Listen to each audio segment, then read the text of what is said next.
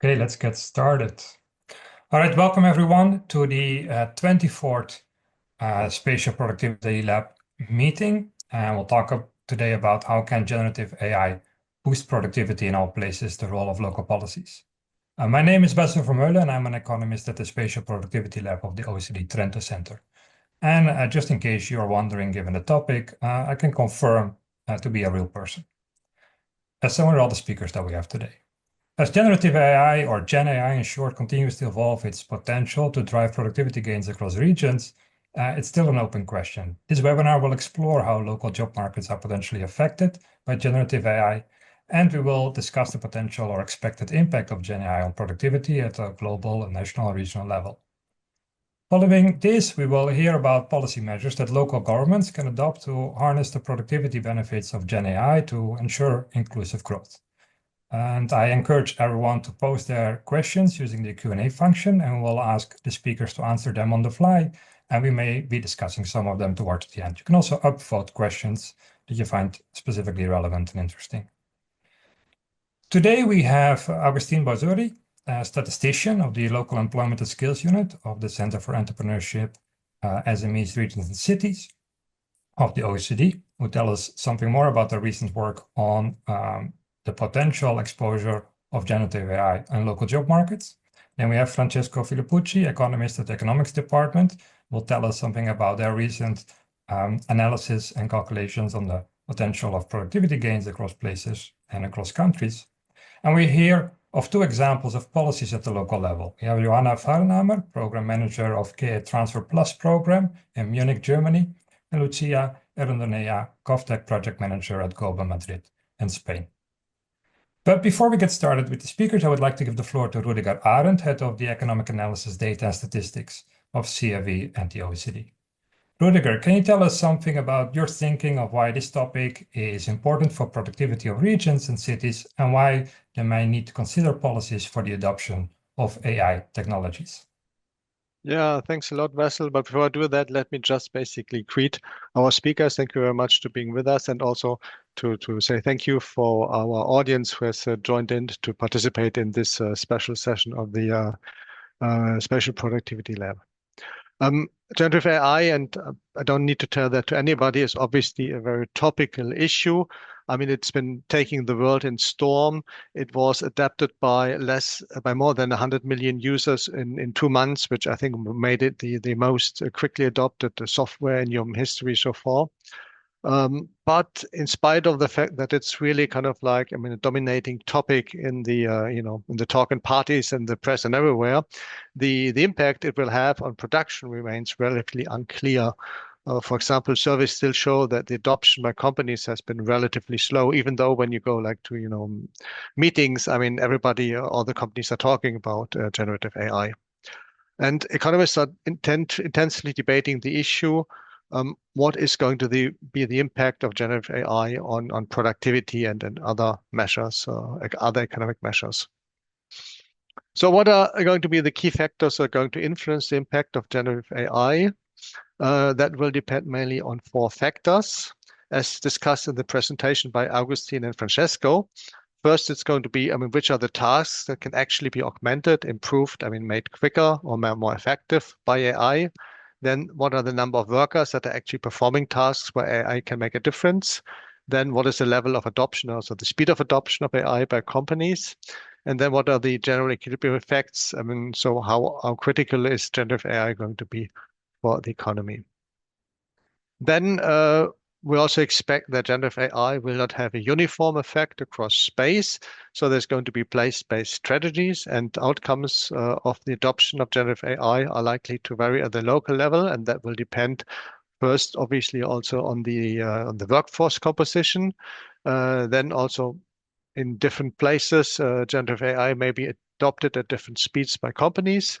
And then also what may make a difference is the presence or lack of local assets, such as research centers or specialized institutions that can be leveraged to foster the adoption of AI. So what we're going to do today, we're going to hear about 2 compelling examples of place-based strategies and actions. And before I give the floor back to Wessel, I just wanted to say that we at the Spatial Productivity Lab and at the OECD Center for Entrepreneurship, SMEs, Regions, and Cities more generally, we obviously always stand ready to help regions to produce tailored policy advice for the adoption of generative AI and how they can make the best out of generative AI for their business, but also for their administration. Thanks a lot for your attention and all for being here. And with that, Wessel, I give you back the floor. Yeah, thanks a lot, Rudiger. I think that's a great scene setting of what we're going to discuss today. So, I mean, the issues are pretty clear and compelling. So now it's really time to get to some of the details and the statistics that we might have on it. So I would like to give the floor to Augustine. Augustine contributed to a major report. It was released earlier this month on the potential impact of generative AI on local labor markets. Augustine, please tell us some more about that. Yes, hey everyone. Yes, I'm Agustin. Thanks, Vessel, for the introduction, and Rudiger for the kind words at the start. You already hinted at a few of the results that I'm going to present. I think we can already move to one of the first slides. So yes, as mentioned, this is the results I'm going to present here are part of our larger report. You can, if you can scan the QR quickly, I'll send a link to the chat after my presentation. But we can move over to the next slide. Just to present a few of the early results we have here, we can set the scene. Essentially, the first chapter of this report presents results not on generative AI, but it sets the scene on what the local labor markets look like once generative AI sort of erupts into the market. We're in a post-COVID scenario where two out of three regions recovered on their employment rates to pre-crisis levels. But that means that in half of the countries, all regions recovered to pre-crisis levels. On the other hand, that means that in half of the regions, at least one region has not recovered in their employment levels after COVID. So that's sort of a scenario where we still have sluggish regions that are lagging behind. In addition, productivity has also been sluggish, not only because of COVID, but over the last decade. And we can zoom into this sluggish productivity on the next slide. We know that there's some leading and some lagging regions, and there has been some catch up on productivity levels from lagging regions. They have grown faster than leading regions, but there's still the gap is still pretty large. We know that top regions are, on average, they're double as productive, at least 2 times as productive as lagging regions. So we still see some opportunity there for lagging regions to catch up to top regions. Top regions in terms of productivity tend to be more urban regions, capital regions, regions that specialize in tradable sectors, for example. And in regards to generative AI, we can move on to the next slide. Generative AI presents sort of a useful tool that can be leveraged both by public policy, it can be leveraged by businesses, by SMEs, by individual people as well, to catch up on this productivity growth, to get some extra productivity growth in this sluggish scenario. In addition, it can help with labor shortages. There's a vast amount of evidence that several regions struggle to find workers in certain occupations, and generative AI in this scenario can help either access untapped talent. It can upskill low-skilled workers. It can help workers with disability so they can enter the labor market. But it can also, in some cases, directly supplement the work of some workers, and that might be useful to help solve labor shortages in certain regions. Skills and training, though, it's central to this conversation. There's a pretty stark statistic where around over 60% of European workers think they'll need new knowledge and skills to cope with the generative AI and AI technologies that are to come. But only around half of them, 4 out of 10, actually think that they will be provided with the necessary training. So there's a perception that there's not enough training to cope with the upcoming AI tools, and it's very clear that workers are going to need access to these AI tools. So once we come into measuring this, we essentially tried in this large report to do a quantitative measurement, which I detail on the next slide. So this quantitative measurement comes from a paper that is becoming more and more central to the literature on generative AI specifically. and we take a task-based approach. This was already hinted at by Rudiger in his introduction. So essentially, the task-based approach we take here measures within a task database. We are able to measure and observe tasks that are carried out by workers in their everyday work life. So this task can then be analyzed and decomposed, and some of them can be largely sped up with the use of generative AI.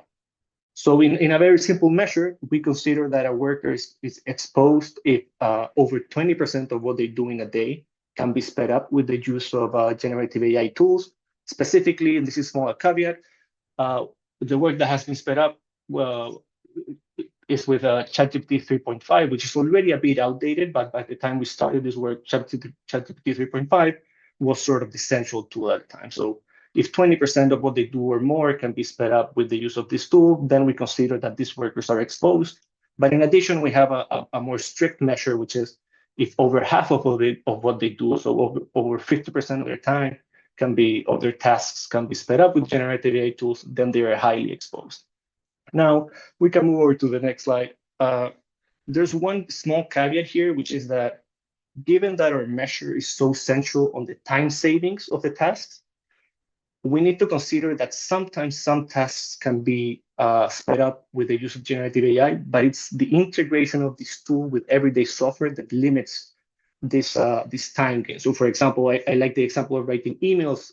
ChatGPT or other AI tools can be quite useful for drafting, correcting, and essentially writing emails. But when you write an email and you need to jump into ChatGPT or another online tool, and then you need to jump back into Outlook and then back into ChatGPT and back into Outlook, whatever sort of time gain that you had was ate up by the jumping between platforms. Nevertheless, we've already seen that generative AI technologies have been integrated into several softwares. Adobe Photoshop has an add-on where you can directly create images within the software. Anyone that's familiar with programming will know about GitHub Copilot, which essentially writes code for you based on prompts directly in your programming software. So we need to take into account that in the near future, these exposure measures are going to increase as these technologies become embedded in the everyday software. So now for the results, we can move, or I'll give a few examples of some occupations in the next slide. So we have here a few occupations. So I'll just want to highlight a few quick things. Generative AI, as most of us know, is becoming increasingly good at cognitive tasks. So there's a new set of occupations that have become sort of exposed to technology, such as software developers, teachers and professors, and really a lot of workers in the education sector, and interpreters and translators. So here we have occupations, and in the bottom we have the different tasks that they do every day, which are tasks that can be taken up by generative AI tools. So now actually for the results on the next slide. We see that a quarter of workers in the OECD are considered exposed to generative AI. So this means that right now, at least a quarter of workers can speed up 20% of their work or more with the use of generative AI. But in the near future, as generative AI becomes embedded into everyday software, it's not going to be a quarter of workers, but it's actually going to be over 70% of workers that are going to be able to speed up over 20% of their work. In addition, of the 70%, 40% of them are considered highly exposed. This means that over half of what they do, so 50% of their work, can be significantly sped up with the use of generative AI tools. So it's a pretty wide impact, and it's not pictured here on the slide, but we can see that these workers are located across the economy in several different occupations, in several different industries. So that's why we chose to call this impact that it's a wide impact. We can see it everywhere in the economy. We have some more specific results in the next slide, where we see some cross-country differences. So this analysis was done for all OECD countries, plus other countries actually. And we did see some cross-country differences, but we mostly see within country differences. So we see that the estimates range quite a bit. They go from 13% in Cauca, a mostly rural region in Colombia, to almost 50% in Brussels, in the capital region of Brussels. But really within countries, the differences are most stark within countries, where the top region can be up to between 2 and 3 times more exposed than the least exposed region. And in the near future, if we go over to the next slide, if we consider once these technologies permeate the software that is used every day, we'll still see this very strong difference within countries. The numbers get even larger as technology progresses, of course. So we'll see that there's a few regions such as Greater London or other very urban regions where over 75% of the workers are considered highly exposed. So previously I mentioned that 70% of workers on average, but there's some regions where it's really much more than that, depending on their industrial structure. So as I've already hinted at this on the slides to this, but if we move on to the next slide, we can see that the top regions, as you saw, were mainly metropolitan regions, urban regions such as London, Brussels, Prague, the top central regions in each country. And in some countries, we have more specific data that allows us to compare cities to non-cities. So urban places, not only urban regions, to non-urban places. And we see that the difference is of around 50%. So around 32% of workers are considered exposed right now. So 20% of their tasks can be sped up. But in rural regions, this is only around, in non-urban regions, I should say, this is around 21%. So that's an average. But if we take, there's a few countries, I believe, I think I know them off the top of my head, to be Colombia, Czechia, and Greece, for example. Cities or urban regions are around 3 times more exposed than non-urban regions, which is a huge gap between these types of places. One of the last results we have on the last slide, and with this I then go into a policy slide, we see that one estimate that I haven't mentioned, but it's detailed more in the report, which you can check out, is that in addition to these generative AI estimates of exposure, we developed an estimate that measures the same thing, but before generative AI, to provide a baseline of where regions were in terms of exposure before generative AI tools, similar to ChatGPT, but really whatever any of these tools works, before those came into the market. Because we needed a baseline, we wanted to explore how and if the labor market impact of technology in general has changed. And we see that the labor market impact has changed quite a bit. In fact, we see an inverse correlation, a pretty strong inverse correlation at the regional level, where regions that previously were not exposed to automation technologies very much, we see Greater London in the top left, Greater London, Prague, other capital regions, they were not very exposed to technologies before generative AI. But now they're the most exposed to generative AI. So we see a massive shift on the location of the exposure. In addition, it's not pictured on this slide, but we see a similar shift on the skill level of workers. So previously it was low-skilled workers that were the most affected by technologies, not necessarily AI, but other technologies. Well, now it's high-skilled workers. And in terms of gender, we see a similar, albeit smaller difference, where men used to take up the jobs that were more susceptible to automation. But now it's actually women that take up the jobs that can make more use of modern generative AI tools. So I have one last slide after this one before I leave you, and it's with a bit of our policy analysis. Although I'm very happy to hear more about the thoughts of other presenters after me. First of all, we encourage local actions in response to both generative AI, the incoming of generative AI, and the AI tools in general. We see that there's place-based differences on the impact of generative AI, so place-based responses are necessary. And this implies workforce planning, this implies good digital infrastructure, not only computers, but also access to internet, which we also know it varies quite a bit across countries. And workforce planning really means 2 things. It means skilling, upskilling, reskilling workers so they can use generative AI tools, but also potentially reskilling workers that are going to be displaced. I didn't emphasize this before, but it's very important to emphasize is that our measures of exposure and really everything we know right now is only about potential uptake. We can't really talk about uptake in this moment. Maybe Francesco has some more information on that on the next presentation. So we should really be prepared for both potential large productivity gains in certain industries, but also we should also be prepared for the potential of large displacement of workers. So workforce planning can help with that. In addition, if we want generative AI to be taken up by companies in such a way that it helps boost productivity, there needs to be an awareness of the risks that come up with this technology, not only of displacement, but of privacy, for example.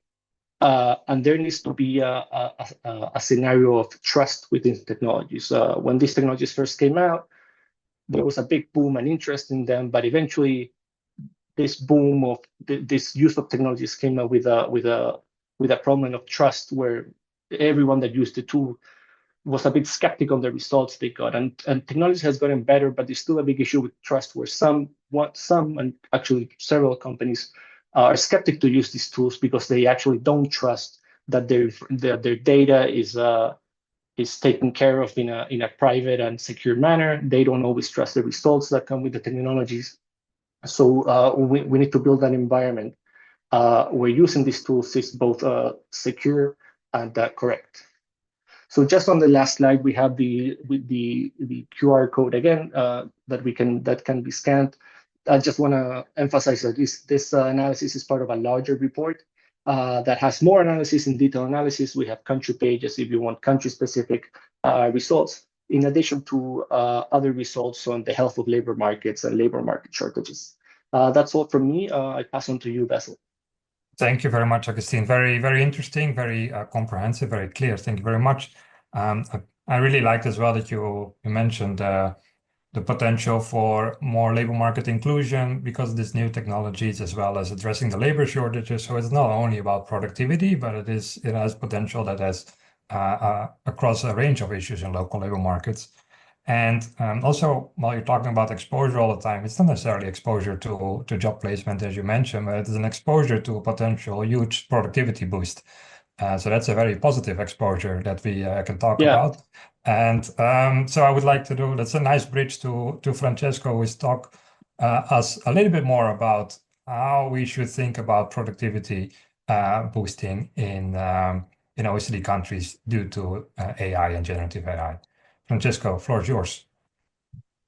Thank you, Vessel. Thank you, Agustin. So I will be presenting, if you go to the next slide, I will be presenting this work that we have done jointly with Peter Gall and Matthias Schiff at the Economics Department, which is titled Miracle or Myth, Assessing the Macroeconomic Productivity Gains from Artificial Intelligence. You can find it on the OECD website. So the motivation for this work in the next slide starts from the so-called productivity slowdown. So from the fact that global productivity has been sluggish. You can see here in this graph, labor productivity growth, how it went down in OECD economies, for example, from 1.5 at the beginning of the 2000s to less than half in the latest years. This is, of course, problematic, as in the long run, productivity is the only driver of income and eventually of our well-being. So in the next slide, it's not surprising that given that artificial intelligence is considered as the most transformative technology of the near future, we have been wondering if AI can boost future productivity growth. And this has led to a fierce ongoing debate among analysts. So here you can see the predicted impact of AI on aggregate labor productivity growth in annual terms, comparing estimates of different analysts. So on the left side, you see some analysis by academics such as Bailey, Brynjolfsson, and Korinek, or private institutions such as McKinsey and Goldman that estimate very large gains up to 3.5 additional percentage points of labor productivity growth. While on the opposite side of the spectrum, this year's Nobel Prize in Economics, Daron Acemoglu, is actually quite skeptical. Points out that because the scope of AI is still relatively narrow, the productivity gains, even in 10 years from now, will be virtually zero, so 0.1 in annual terms. So we actually come up with our own estimates in red in the paper, reviewing this literature and bringing additional elements into the analysis. And we happen to be a bit more optimistic than most pessimistic estimates in the literature. We estimate AI could benefit between 0.4 to 0.9 in terms of labor productivity growth over annual labor productivity growth over the next 10 years. So this is actually quite in line with what has happened in the past decades, thanks to digital technologies. So next slide, I give you an overview of what is our exercise, which is a bottom-up, micro to macro approach that you can think about as, we start from very micro-level data in the bottom part of the slide. So productivity gains for specific tasks, sectoral exposure of how many tasks can affect AI, basically what Augustin has spoken about in the past presentation. And we also consider the fact that, as Augustin pointed out, once your tasks are exposed to AI, once you can use AI in your tasks, it's not guaranteed that you will use AI. You might not trust AI enough. It might be costly for you to use AI. So eventually, future adoption will matter a lot in determining the productivity gains from AI. So we'll first estimate sectoral level productivity gains from AI this way, and then go through aggregation through a macro model in red in the upper part of the slides. So next slide. So let me now drive you through how we estimate sector level productivity gains. The first ingredient are productivity gains in specific tasks. So here the evidence points out at large and significant gains, although in a very specific set of tasks. So here we surveyed the literature where different researchers have evaluated what happens if we randomize access to AI tools such as ChatGPT or other kinds of large language models. If we give to some workers access to these tools and to some other randomized workers, we don't give access to these tools, it turns out that those workers that can use AI tools, they perform much better. So in customer service, it turns out that they perform about 20% better than workers without AI tools. In coding, this figure is even with higher variability, it attains on average 60%, so very, very high. And this is actually also high for other tasks, such as professional writing, business consulting, and so on. So it looks like workers gain a lot in performing specific tasks from using AI. We will assume that they, on average, gain about 30% in terms of productivity. So next slide. As a second ingredient to estimate how much workers in a specific industries gain from AI, we need to have an estimate of industry exposure to AI. So this is similar to what Augustin presented before, is basically the share of tasks with which that can be performed with AI. So for which AI can help, depending on different industries. Clearly, if I work, in finance or in publishing, there is much more tasks eventually that that can be performed with the help of AI than if I work in agriculture or accommodation. So this is what you see in this graph.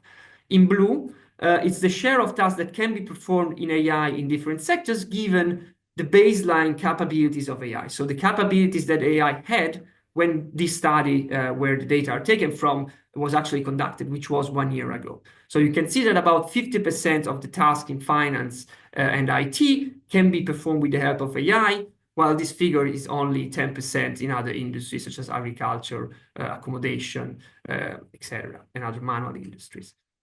Of course, there is not only baseline exposure, we have to be forward-looking. AI can improve its capabilities. So you might want to factor in the fact that there will be more tasks that AI will be capable of performing in the near future.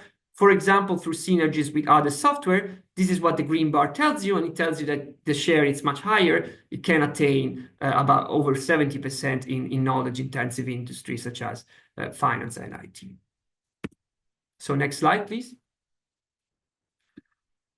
So the final element to estimate our sector level gains from AI is future AI adoption. So we want to understand how many firms in the economy will actually use AI, given that AI can boost their activities. And so to do so, we follow a strategy of benchmarking our adoption scenarios to previous technologies. So in the past, other general purpose technologies took time to be adopted by different firms in the economy. And so we're going to have two scenarios. One is a lower AI adoption scenario, where we assume adoption in 10 years from now, so in our projection horizon, will be about 23%, so more in line with what was the adoption path of electricity at the beginning of the past century, actually. While assume that there's going to be higher AI adoption of about 40%, more in line with digital technologies such as PCs or internet. So combining all these three, before arriving to how we combine these three elements, you can see that the two adoption scenarios are quite different. So determine a more or less optimistic figure for adoption. We discussed this in detail in a previous paper. but we point out here two aspects that we consider that we view as key.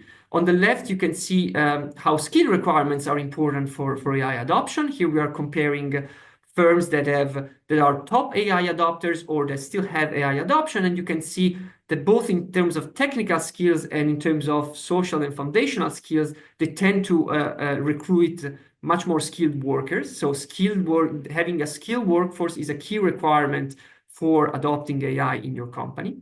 And then on the right, you can see a graph that points out how the number of patents from AI-related patents evolves over time in three different countries, so in China, US, and in Europe. And you can see that there is quite a stunning divergence ongoing. This is suggestive of the fact that conducive institutions to developing AI technologies are key, and that also geographical concentration can be sort of a concern, at least in geopolitical terms. And of course, the equivalent in terms of to geographical concentration in terms of market concentration is that AI can be concentrated in some very few big firms, and these can obviously jeopardize competition and reduce potential adoption.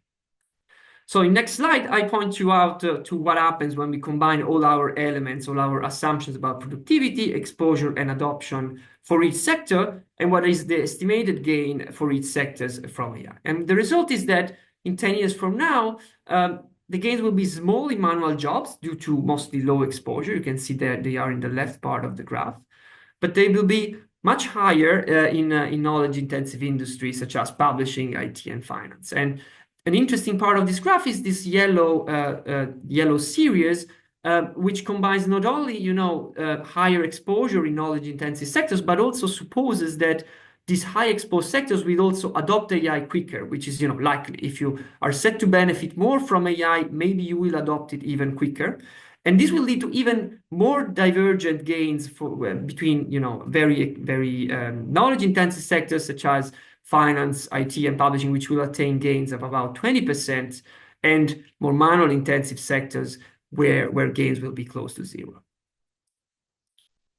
So given this sectoral heterogeneity in the gains, in the next slide, we turn to the aggregation across sectors to estimate what will be the aggregate gains for the overall economy. And to do so, we need a macro model, which is a complex analytical framework, which I will not go into details. But just to give you the intuition, this is a simulation of how the economy works that simulates what happens if some sectors enjoy productivity gains and others enjoy much lower ones from AI, which is what we saw in the previous slide. And so what does our model feature? It will consider the fact that each sectors will have some downstream industries to which they are supplying intermediate inputs, some upstream industries from which they're buying the goods they're using in their production. And so if this sector improves in productivity, then downstream industries might enjoy cheaper inputs. It might change the way that this sector uses intermediate inputs and factors of production. So it might decide to use more services from another sectors rather than workers and capital. So there might be some displacement, some reallocation of factors across the economy. All this is simulated in our model that turns and that shows what will happen when AI shocks some sectors more than others.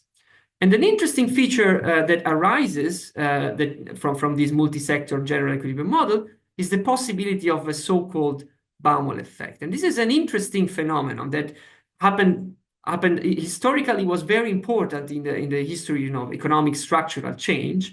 And the intuition for this is that, in the words of Aghion, Jones, growth from technological improvements such as AI, may eventually be constrained not by what we're good at, but rather by what is essential and yet hard to improve. So what does this mean? The intuition is that, if AI boosts the productivity of some sectors only, so only of, for example, professions, we might not be interested in consuming professions' output infinitely. We might still be interested in consuming the output of some manual industries, which did not experience a benefit from AI. So we will focus our production on these industries and our income, on these industries where AI boosted productivity less. This will lower the aggregate benefits that we can attain from AI. So in the next slide, you can see the results of our model. So what is spitted out of our projection machine. And in the black squares, this is the overall effect. You can see in the first scenario where we assume that AI has low adoption and baseline capabilities, the estimated gains in scenario 1 are relatively low. They are only 0.2% in terms of annual TFP growth, to 0.2 percentage points, sorry. Turning to scenario 2, here we can see that when you assume instead higher adoption, the higher adoption figure more in line with PC and internet, and expanded capabilities, so factoring in the fact that capabilities of AI can improve in the future, this really makes the difference in terms of overall gains. So gains go up to 0.6%, which is much more substantial. It's almost 3 times larger than in scenario 1. So it looks like really adoption and capability and evolution of capabilities of AI in the future really make the difference in terms of overall growth. However, in scenario 3, we see what happens if the gains from AI are concentrated in some specific sector. This was the yellow series that you saw in the sectoral gains. So what happens if most exposed sectors also adopt AI much quicker? And also what happens if workers cannot freely reallocate across sectors, sustaining productivity in non-AI sectors? So what happens if there are frictions in workers and capital reallocation across sectors? Well, in that case, the Baumol effect becomes an issue. So it starts denting the probability benefits, in this case of about 1 percentage points, lowering the potential benefit from it. So in the right part of the slides, we do some additional scenarios where we push this to the extreme. So we suppose that there are even larger gains from AI overall, but these are really concentrated in few sectors, so in the top 4 sectors that can benefit from AI.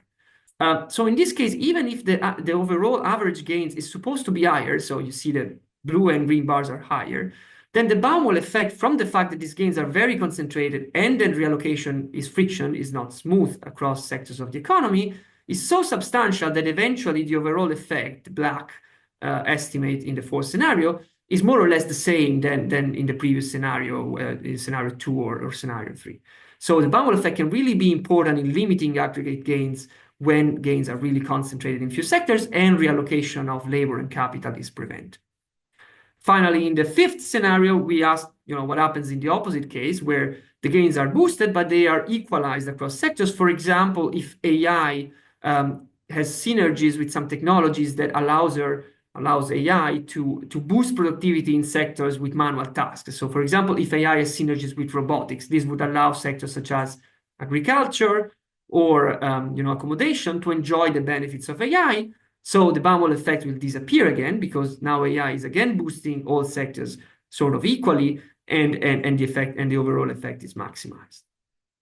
So in the next slide, we just replicate the exercise across different regions. This is more in detail in our paper. Basically, we ask what happens in different countries, as they might have different adoption rate, they have different industrial composition, and what we project to happen is that, interestingly, other G7 countries, even if the US is the forefront, other G7 countries are relatively close to them, but unfortunately, Italy is quite trailing the group.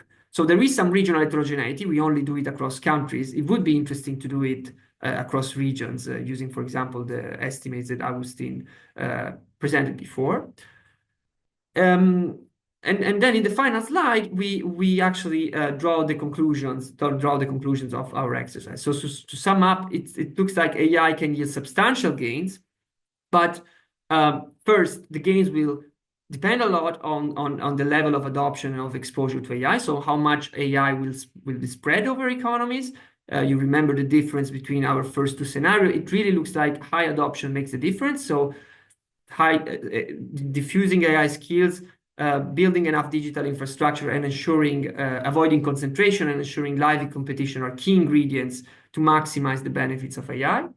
Second, if gains are concentrated in specific sectors, this can lead to what we called a Baumol effect that can severely limit gains from AI, especially if there is low reallocation of labor and capital. So government here, they can on the one hand support reliability and acceptability of AI so that maybe also a broader set of sectors, a broader set of tasks can benefit from AI. but also they can facilitate, importantly, reallocation. So through, for example, flexible labor and capital markets and policies such as training or active labor market policies. And finally, an outstanding question, we saw that there is some heterogeneity across countries. That is in the last part of our analysis, but it would be interesting to see what is the extent of regional heterogeneity in productivity, what are the drivers and the potential implications.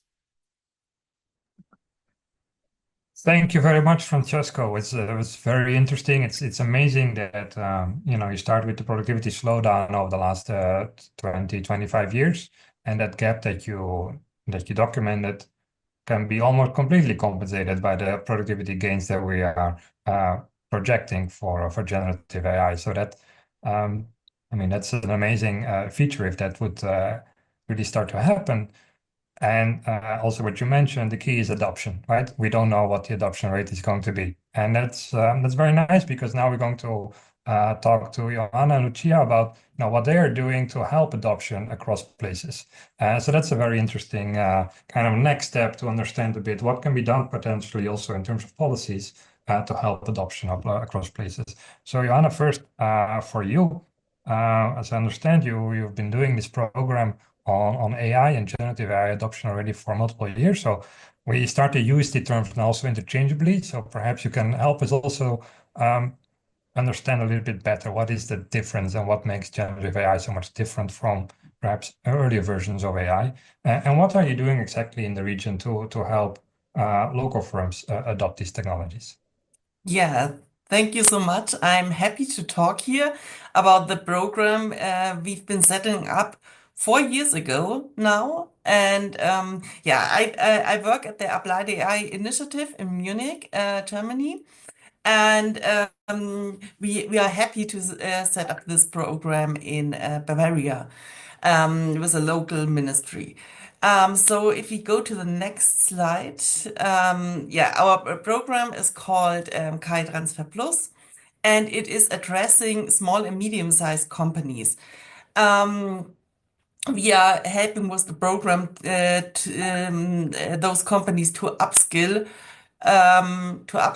in and get their first AI use cases done. So and as Wessel already said, is that first of all I was kind of, am I right in a Gen AI webinar, because Gen AI is so important and is transforming so much, but actually if we talk about companies, the most transformation that is done is actually without Gen AI. So I first wanted to focus a little bit about what are we talking about when we talk about generative AI, and what is there else. So if we go to the next slide, I've prepared a small small overview. So if we talk about generative AI, it is really about generating content. It is the AI will be writing a text, painting, or generating a photo.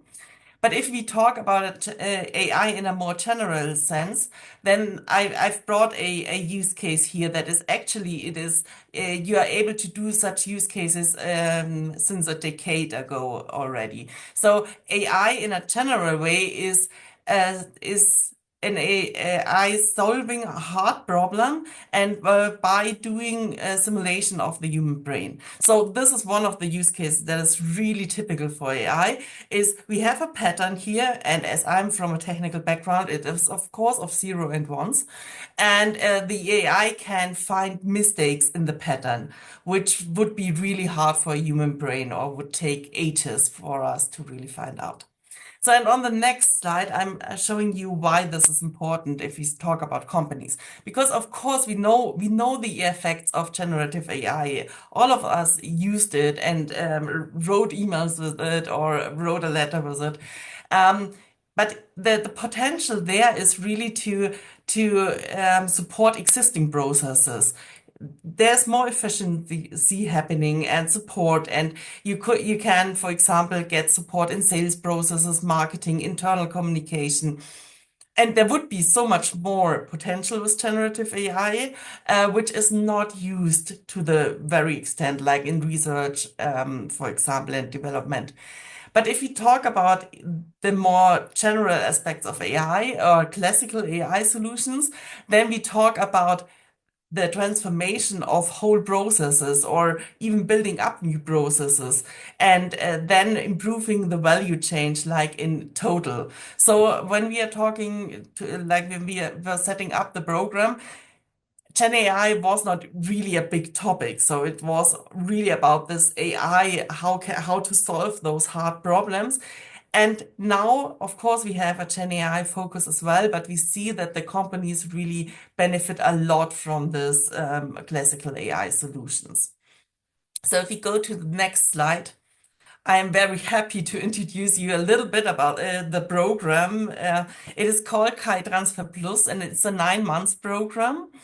And what we are doing is we have a hub and regional expert centers. The regional expert centers have different roles, and I'll speak about it a little bit later in more detail.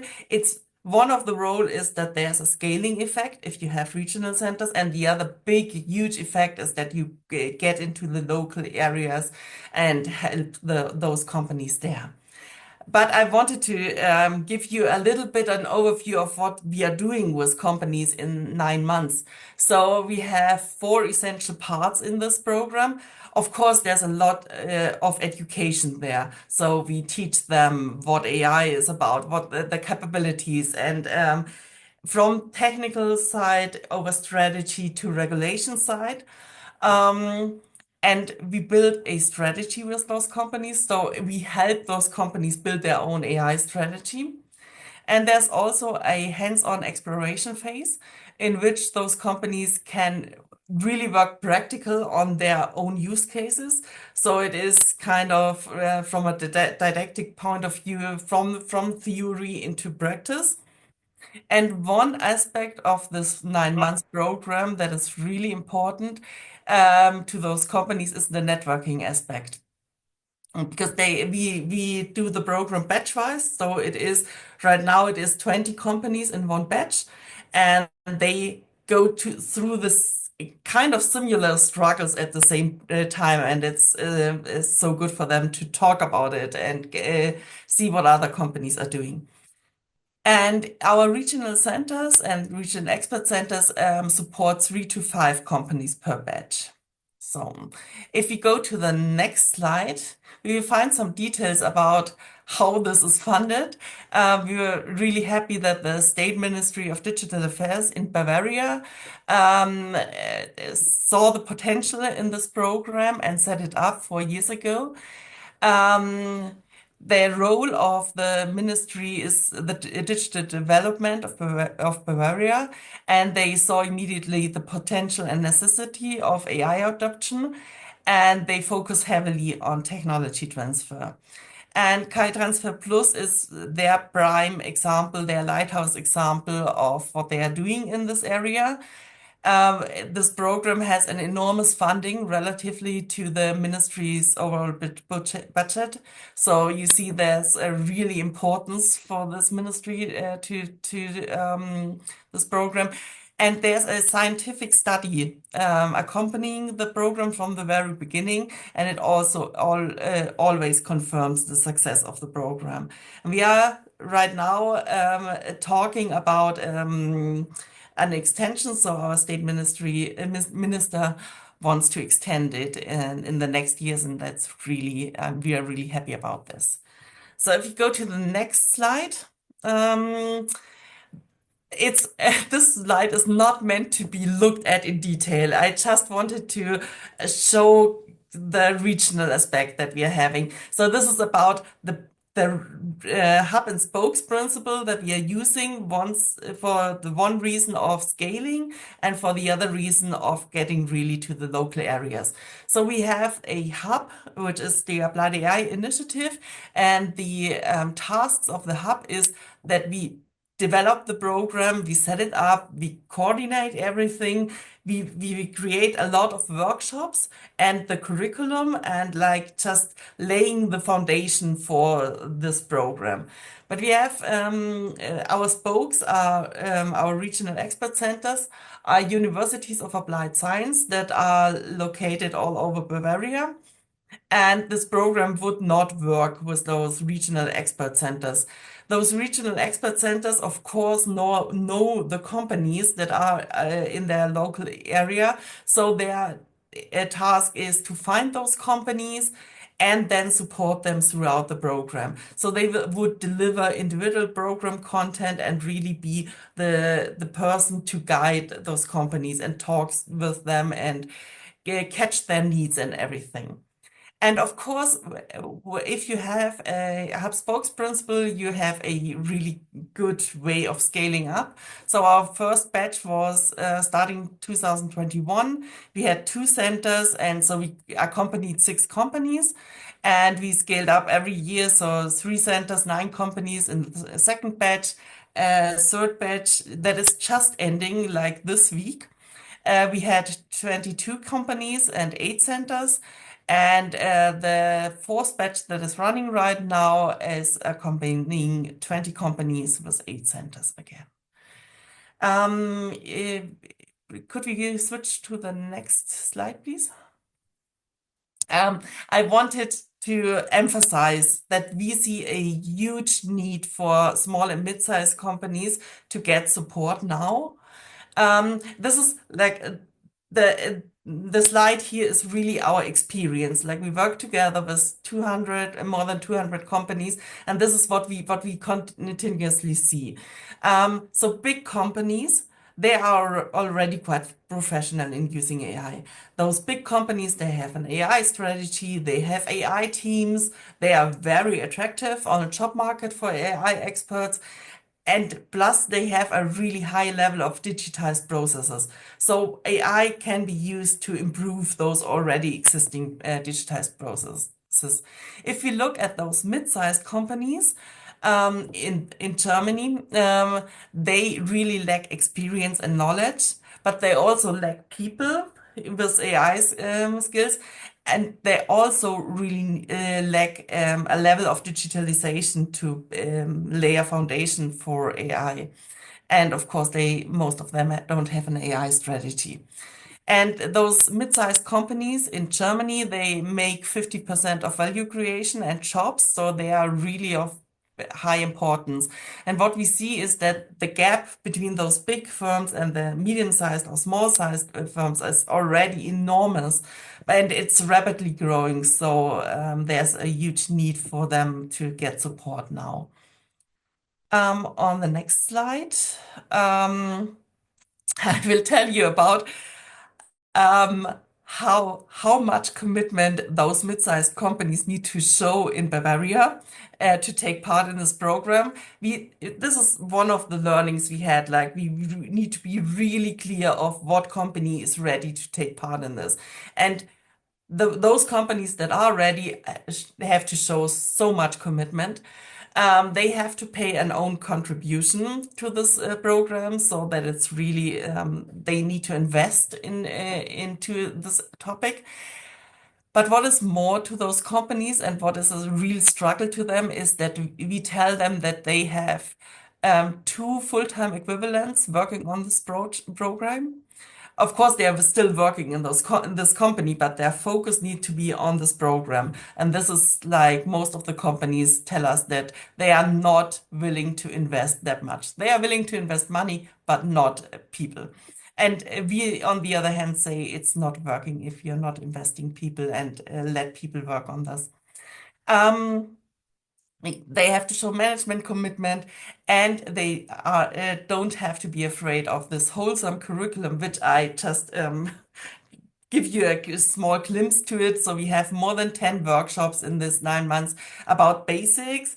Then we have 4 individual workshops for each company in which they need to bring in the management, 7 practical workshops, 4 intense months of AI engineering knowledge scale up. So those companies really need to bring in a lot of time. On the next slide, I think we have to skip this because it's double.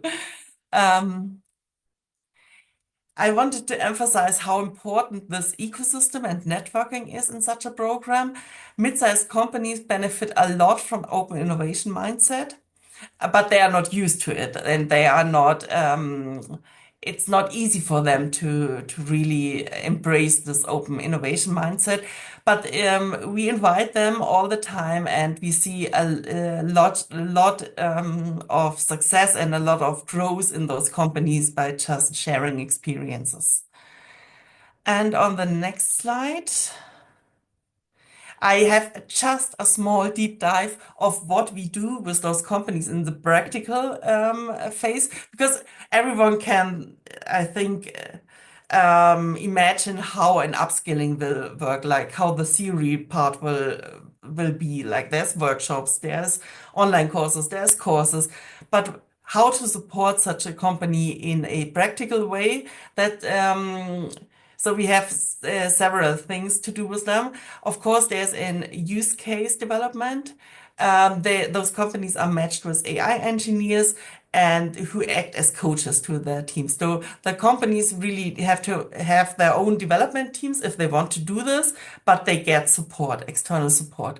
We also guide them through an AI tools discovery where those companies are matched with startups or tool providers and are helped to buy AI tools or find the right AI tools. And of course, GenAI plays an important role as well. So we have a playground where they can test things. And now I have two examples on the next slide. This is two companies that we have in the program that is ending now in December, and what they worked on in this 9 months program. So there's Memo AG, that's an online retailer, and they of course have so much things AI can do for them, but they focused on the one thing they see the most value right now in, and that is that AI will support those employees adding new items to the assortment and do an automatic background check of suppliers. So that is really on the GenAI side a little bit. Then we have Schwarzer Reis, which is a really small company. And AI will help them with asynchronous public transportation. So the AI is used there as a planning tool to really set up the routes that they're taking. And of course, the AI can also help with process customer requests. So there's only two examples of more than 60 examples we have with other companies, but I needed to focus as well. And I thank you a lot for your attention. Thank you very much, Johanna. It's very nice to see how successful this initiative has already been by pulling in so many firms of different sizes to think about applying or developing AI for their own use cases. And it's also this nice contrast between thinking that generative AI is super easy to adopt because everyone can do it, with what you actually show that there is this huge investment cost for many firms to start using these tools for actual value creation. That goes a bit further than just writing the emails twice as fast. So that's very interesting to see and very helpful. Going to the next presenter, which is something that we haven't really heard a lot about so far today, is what happens about the public sector. It's a huge employer among any region. They're doing a lot of administrative tasks.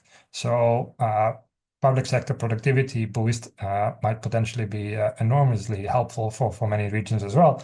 And just to, a bit of a cliffhanger, I believe, Lucia, you have a little example of a use case even in agriculture, which is in all the slides that we have seen so far, a little bit of the lost son or daughter that is benefiting the least. But we have a positive case here. So Lucia, up to you. Thank you very much for the invitation, and very glad to be here today.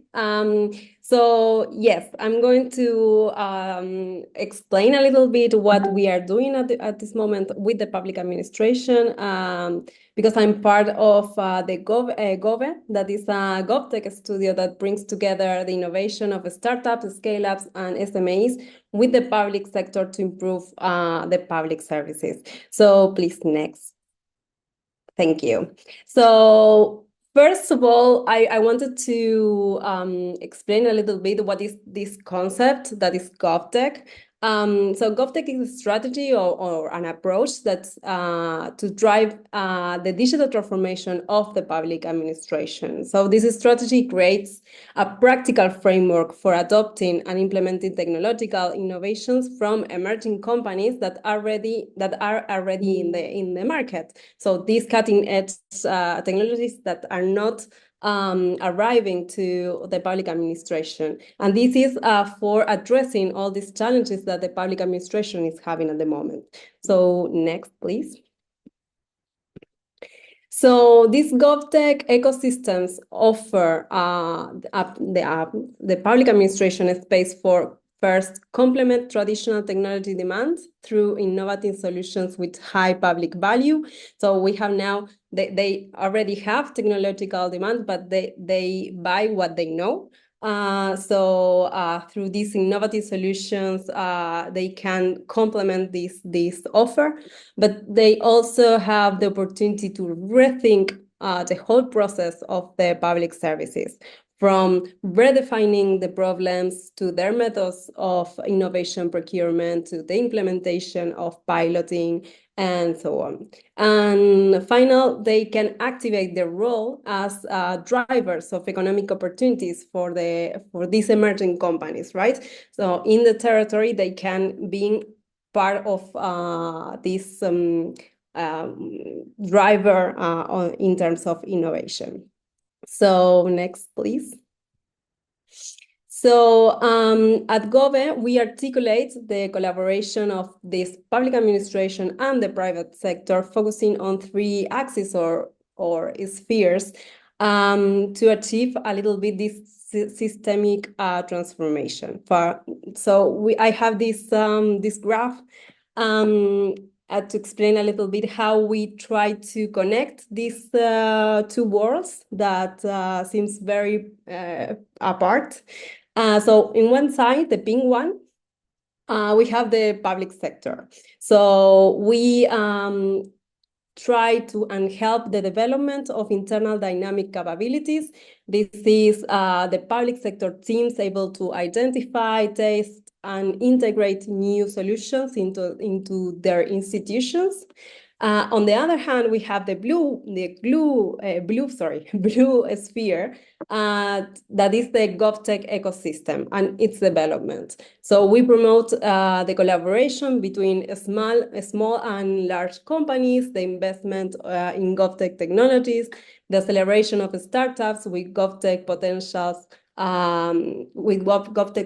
to understand the public logics and dynamics that are not so similar, as you might know. And we also include the collaboration with other GovTech agents, for example, universities, funders, etc.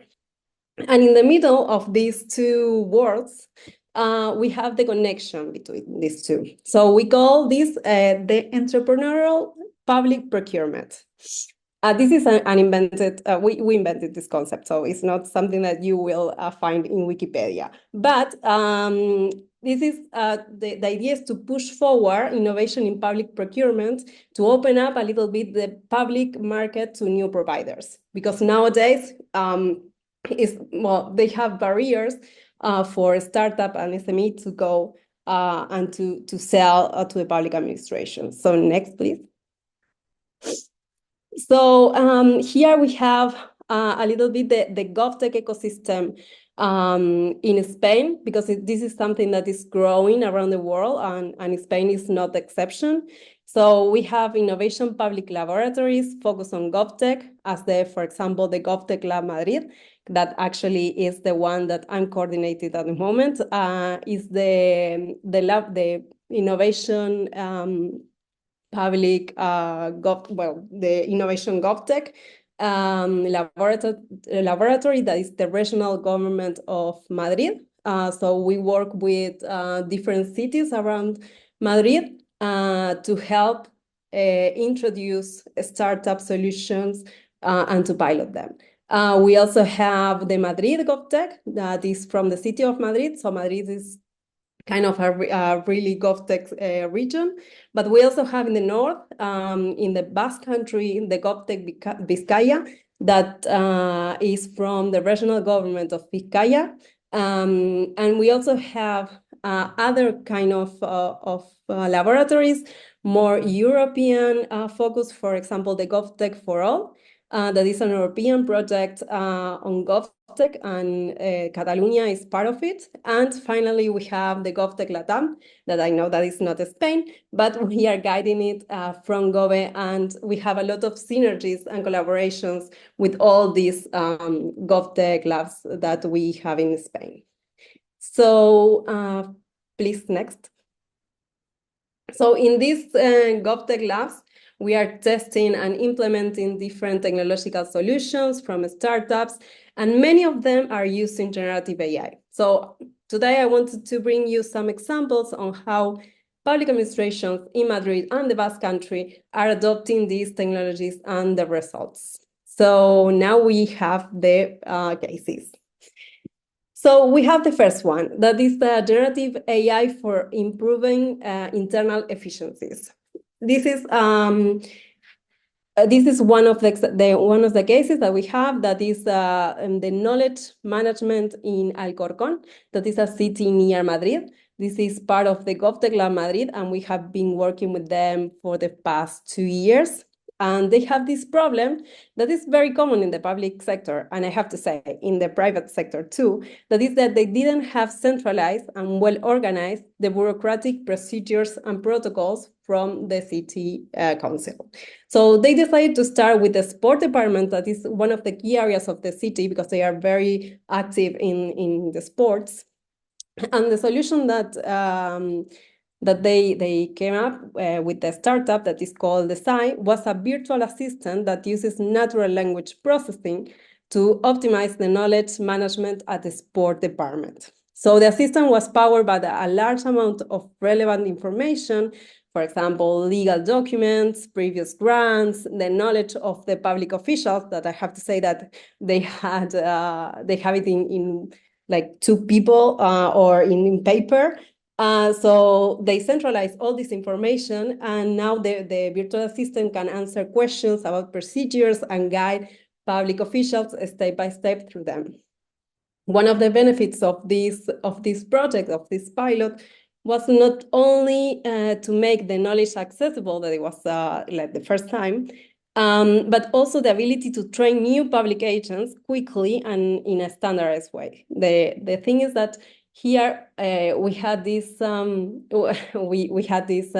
with experience when one of the agents she told us, well, this is something that, like, if someone is sick, as if the person that had to know this grant, to develop this grant is sick, we can do it. So the thing is that we centralize the knowledge in one place, and this is one of the things that they tested in here in the sports department, but they wanted to escalate to other departments too. So please, the next one. Okay, so the next one is from the Madrid City Council. So this is a problem that many administrations are facing, that is creating efficient, clear, and high-quality procurement documents. You know that procurement documents are really long, very tedious, and every time that they have to do it really well, and they don't have to make any mistake, because if not, they have it to do all over again. And the thing is that they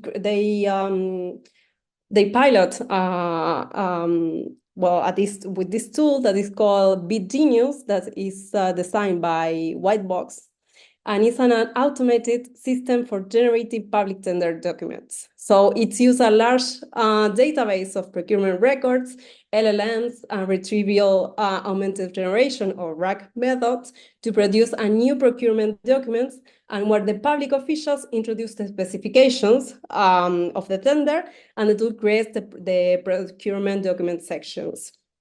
As a result, a public official can save up to 80% of the time needed for the generation of this type of documents, and to avoid delays in the whole process.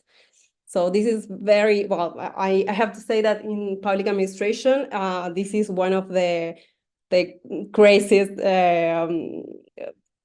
examples that we have, because everybody is wants to try it.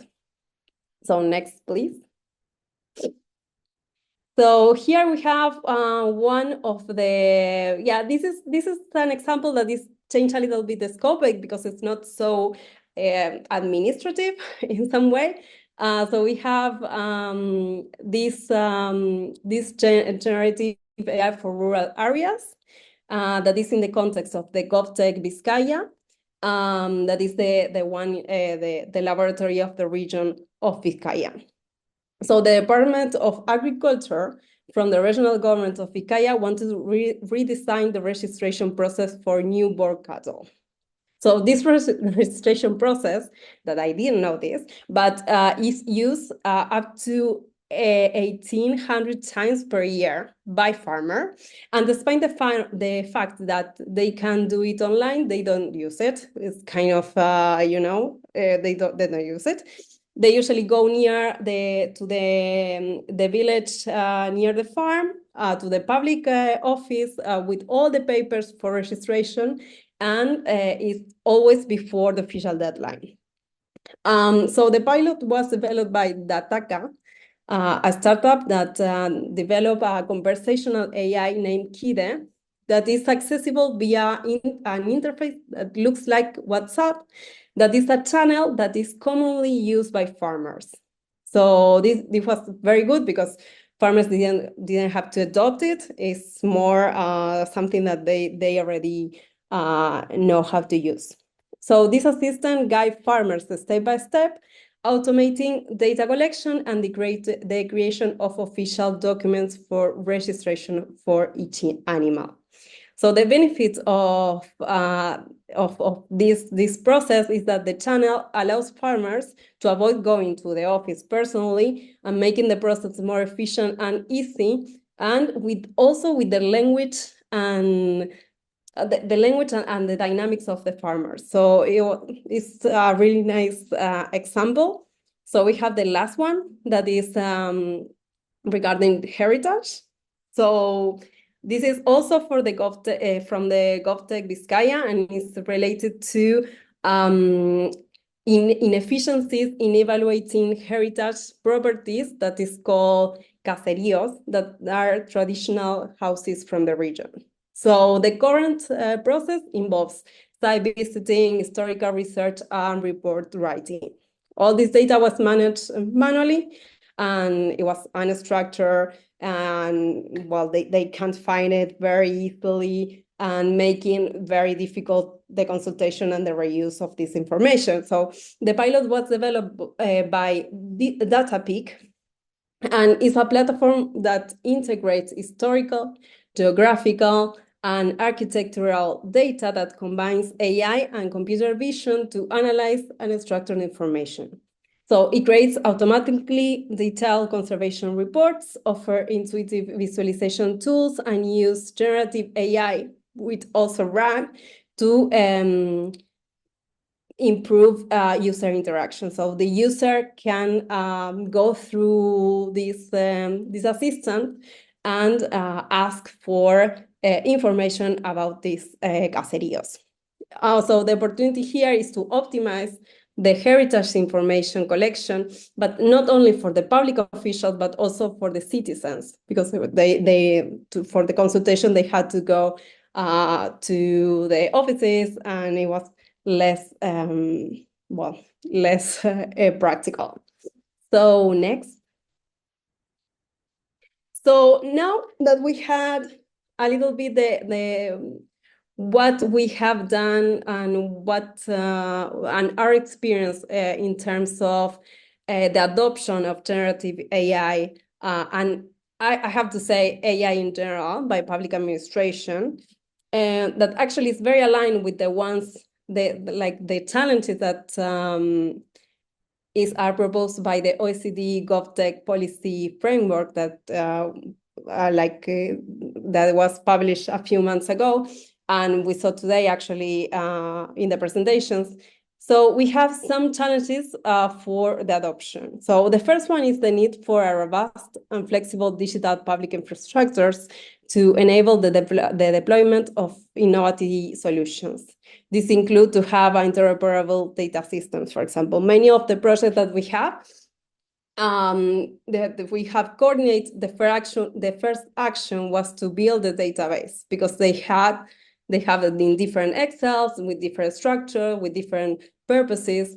And actually, one of the officers that in which we work,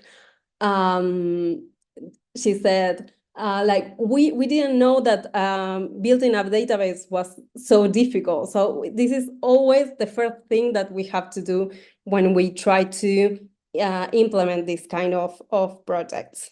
Second, the importance of digital skills and innovation capabilities within the public sector, but not only theoretically, but also practically, related to also on how this technology works, how they are used, the risk regarding privacy, trust, the responsibility of AI. And third, the need for resources, financial and regarding also time from the officers. And also the need for experimentation spaces. These spaces will give the capabilities and experience, for example, for applying design methods to improve public services, inspiring by innovation technologies of startups, what is possible, right? Or procurement innovative solutions. Nevertheless, more and more public administrations are understanding the benefits of these technologies and their potentialities. Potentialities. And we are seeing that the GovTech paradigm is being included as a key point in the political agenda in Europe and also in Latin America. We advocate for these GovTech labs because give the public administration the opportunity to experiment and prepare the basis for advancing their digital transformation agendas, give the opportunity to test new technological functionalities to inform future demand of innovation, understand what they need to do to be prepared for this. It also gives the space to know what is happening in the market and being inspired by this, and create the GovTech use cases can be also like a good start to replicate by other cities and promote the collaboration spaces. Finally, give the public officers the confidence and the experiences of leading an innovation process within the institution. So we will continue working and helping this GovTech ecosystem to grow and advancing digital transformation of the public administration and helping the strength and resilience of our public institutions. Thank you very much. Thank you very much, Lucia, and take a sip of water before we continue. So the thing is, we are a bit over time, but I still wanted to take the time to think about one topic with Lucia and Ivana, specifically that the two initiatives that you have, so one from the public sector and one more focused on private sector, whether you are seeing that you're creating some kind of a demand effect for startups to step in towards the demand for AI tools or AI solutions, and that can help also regions to speed up perhaps the adoption. So perhaps both of you can say something about this demand effect for local startups to start into AI. We integrate this to the program actually. So we motivate startups to get started and then make this matchmaking. And actually, we see this a lot that our like Bavarian mid-sized companies, really traditional business, like companies that have been there for 100 years, they don't want to work together with startups from far away. So there's a real need for those startups in these local areas because there's more trust and yeah. So we try to foster this as well. Yeah. Yeah, we also do this in this idea of bringing together these two spheres or worlds. We create some boot camps and collaboration and network events, but also we have Gove has a accelerator, a GovTech accelerator for startups that have the startups that have some potential public potential with their solutions. So we train them to accelerate them to understand the logics and the dynamics of the public sector that are not the same as the private. So we help them to create like the right pitch, the how to go and present their solutions to the public administration, and also how the public administration buys the technology. Great, thanks a lot. This was very informative. I think this was very interesting. I mean, this is, as Ulrike said before, it's a very topical thing, but on the one hand, it's a lot of speculation and potential exposure of the future. So it's very nice to see some of these practical initiatives that you're taking today and already over the past years to help with this adoption, which really seems to be key for the future. And also really needs to be really regional specific, right? As you said, Joanna, there's this desire for companies to work with perhaps within a local network rather than taking services from people far away or even in different countries. And also there is specific needs in local places to fill a gap that might not be easily filled by solutions that are created elsewhere. So it's really about every region to figure out a way to stimulate this adoption and leverage what local startups and small firms might be able to bring to the established firms out there. I think this is it for us today. I would like to thank all the speakers very much, Agustin, Francesco, Joanna, Lucia, and Rudiger, for giving your thoughts and sharing your research and experience that you had. I found it very stimulating. This was, of course, the last SPL meeting of the year for us. Next year, we'll be back with new sessions.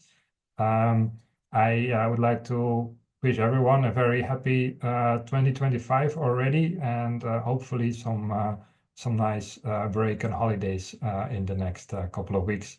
Thank you from me and from the whole of the team that worked on this webinar in the background. And goodbye for now, and hopefully see you in the next year.